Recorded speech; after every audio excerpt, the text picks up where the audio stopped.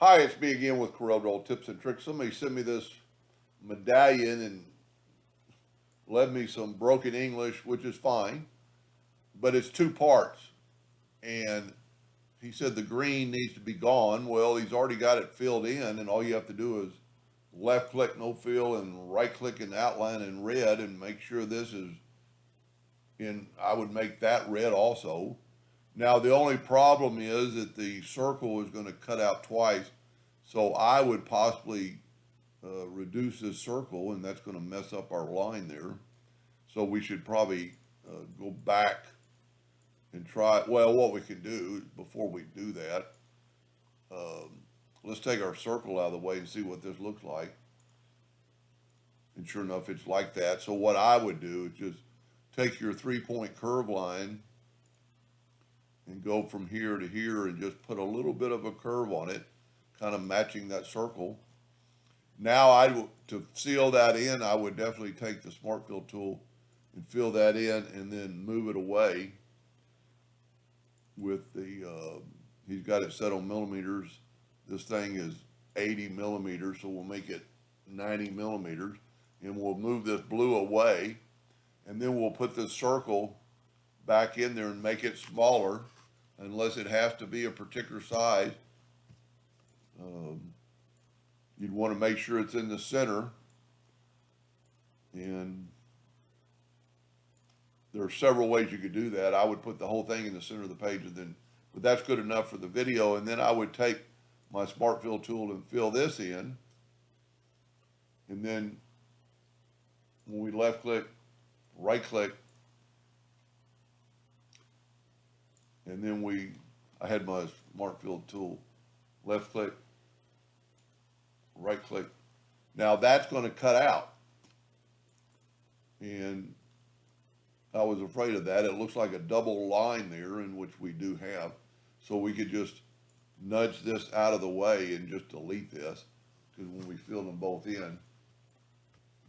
So this is a completed one. Then he would want to engrave his whatever this is for the marathon, maybe a bank corporation. But his question was, how is he going to put the 11 in there? But he's going to have it on a separate piece. So the best way to do that, and he's got it up here. So he's got the thing already made, but it's got the different size holes. So what I would do for this, now that we've made a new hole, I would actually take the rectangle tool and fill in this outside and nudge it over, maybe twice, and then fill in that and nudge it over.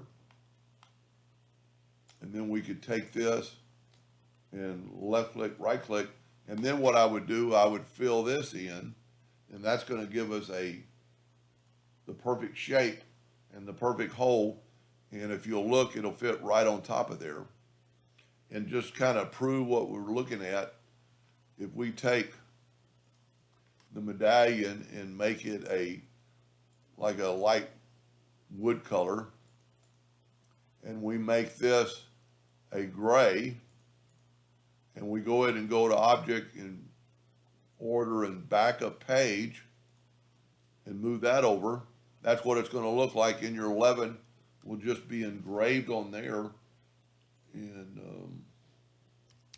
make it ever as big as you want. I would actually place it inside of here to see what it looks like, and then move it over here.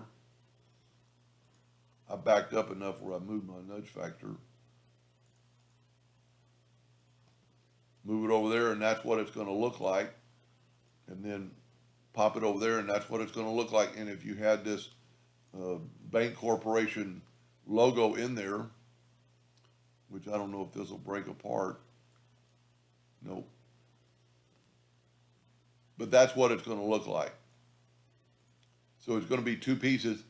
I don't know how he's going to, I don't know what the material is and how it's going to, he is going to engrave it. I know that. You just need to be real careful when you're applying glue or whatever to make sure if I was going to do it, I'd find a dowel that size or make something to stick a hole in it, and then just kind of hand make sure the other fits together.